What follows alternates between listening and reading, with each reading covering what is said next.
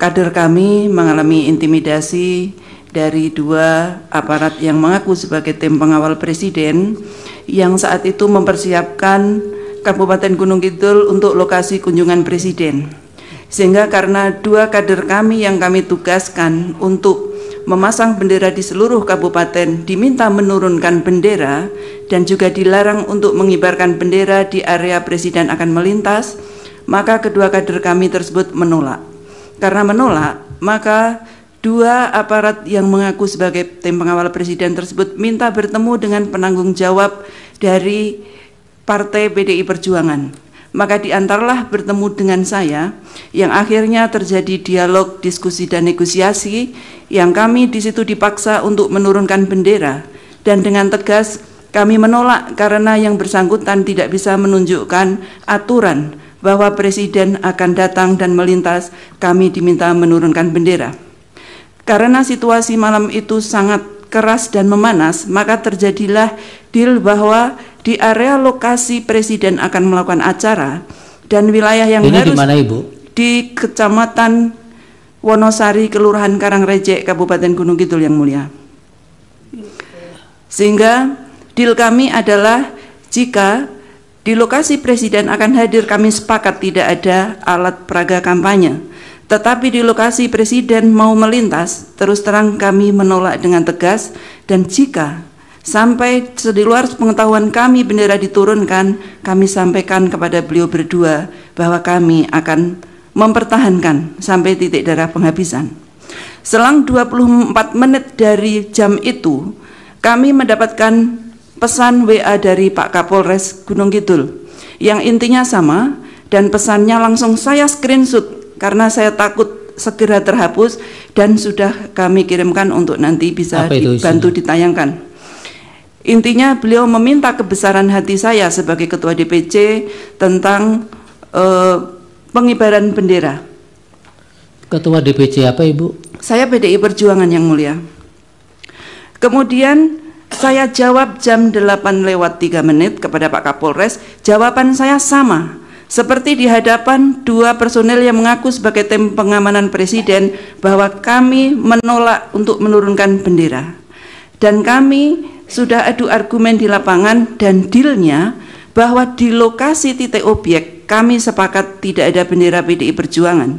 Tetapi di lokasi yang lain kami akan menjaga sampai pagi. Maka jam 9:30 sebagai ketua DPC yang merangkap komandan Satgas, saya perintahkan seluruh Satgas untuk malam itu bertemu dengan kami untuk rapat di rumah makan Layah Kembar, karena kami berpikir sebagai ketua DPC saja saya diperlakukan seperti itu, saya takutnya di luar sepengetahuan kami bendera nanti diturunkan, sehingga saat itu datanglah 150 Satgas dari 4 peleton Satgas yang kami miliki di Kabupaten Gunung Kidul, dan langsung kami beri arahan untuk menjaga bendera PDI Perjuangan sampai jam 6 pagi, yang mulia.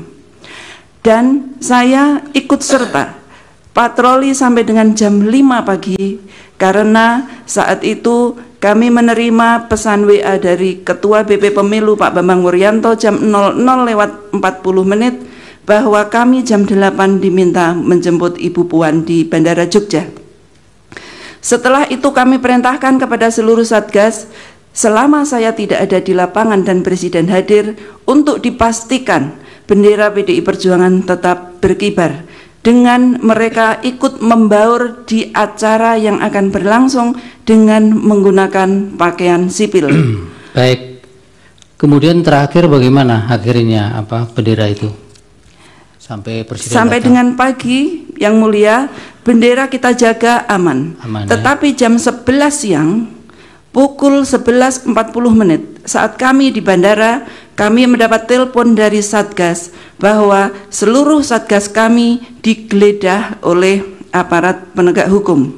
Saat itu saya menelpon Intel Polres, yang mulia, karena dalam pikiran saya yang malam itu WA saya adalah Pak Kapolres.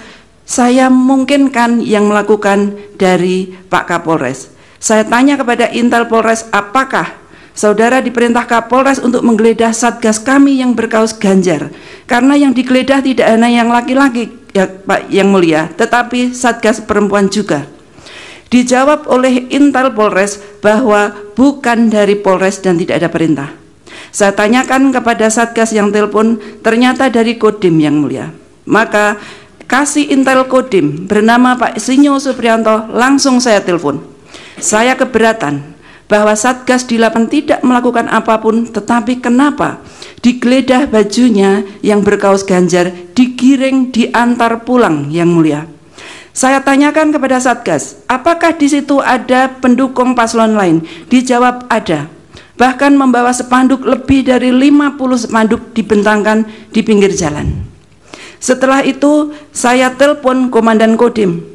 3 kali saya telepon tidak diangkat, maka Komandan Kodim saya WA yang mulia. Dan bukti WA-nya juga kami kirimkan. Di situ kami tegas, kami tersinggung dan juga kami komplain kepada Komandan Kodim bahwa kenapa Satgas harus digeledah. Katakanlah ada warga masyarakat atau relawan yang akan menyampaikan aspirasi, tetapi untuk tidak diberlakukan seperti itu karena ini negara demokrasi. Dan saya sampaikan kepada Komandan Kodim bahwa kita pastikan akan bertemu di lapangan seandainya kasih Intel Kodim tetap melakukan penggeledahan kepada Satgas maupun relawan yang ada di lapangan.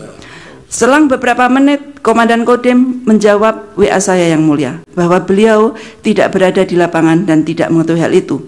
Tetapi ya, oke, Ibu, yang ini yang berkaitan dengan penganiayaan bagaimana? Ya, setelah itu selang 15 menit kami dalam posisi perjalanan ke Gunung Kidul mendapatkan telepon bahwa ada relawan yang ditangkap dan dipukuli, kemudian dianiaya karena membentangkan spanduk pasangan 03. Saya tanyakan, apakah di situ tidak ada orang yang menolong yang mulia? Dijawab tidak ada yang berani menolong. Saya telepon Immanuel Aprianto Purnawijaya untuk menegosiasi. Immanuel adalah kader kami PAC Kecamatan Ponjong yang mulia. Kemudian Immanuel mencoba menegosiasi. Saya beri materi yang mulia. Katakanlah ada simpatisan yang dianggap bersalah atau membahayakan objek, tetapi tidak untuk dipukuli, dihakimi, karena ini negara Pancasila. Ini adalah negara hukum. Silahkan ditangkap tetapi tidak dianiaya. Tetapi negosiasi ini gagal dilakukan Immanuel. Bahkan Immanuel telepon bahwa dia diancam akan ditembak. Disitulah emosi saya bangkit yang mulia. Saya langsung meluncur kembali ke Kabupaten Gunung Kidul dan saya langsung datang ke lokasi sekitar pukul 13.03 dan anak itu masih ditahan. Saya merasa sedih yang mulia karena Bung Karno memerdekakan negara ini dalam pembukaan undang-undang, salah satunya kita merdeka untuk melindungi segenap bangsa Indonesia. Tetapi kenapa ada rakyat yang tidak bersenjata dianiaya oleh aparat yang bersenjata? Apalagi yang dijelaskan Ibu? Akhirnya yang mulia, kami menegosiasi kepada 2 aparat yang melakukan penangkapan tersebut. Seandainya anak itu siapa itu aparat itu? Kami tidak tahu namanya, tetapi di saat kami datang, saya bertanya, Bapak siapa? Saya adalah ring pertama yang diminta untuk mengamankan Presiden. Kenapa anak ini dipukuli? Beliau menjawab, videonya ada, nanti bisa kita saksikan yang mulia. Karena anak itu dianggap membahayakan objek yang mulia. Saya sampaikan, seandainya anak ini dianggap membahayakan objek, apakah harus dipukuli? Apakah harus dianiaya dan dipermalukan? Silahkan ditangkap, silahkan ditahan. Saya sampaikan begitu yang mulia. Baik, tidak usah diulang-ulang. Ini kejadiannya kapan Ibu yang? Tanggal 30 pukul 13 yang mulia. 30 bulan? Bulan Januari 2024. Pukul 13.03 menit saya sampai di lokasi. Baik, itu saja ya.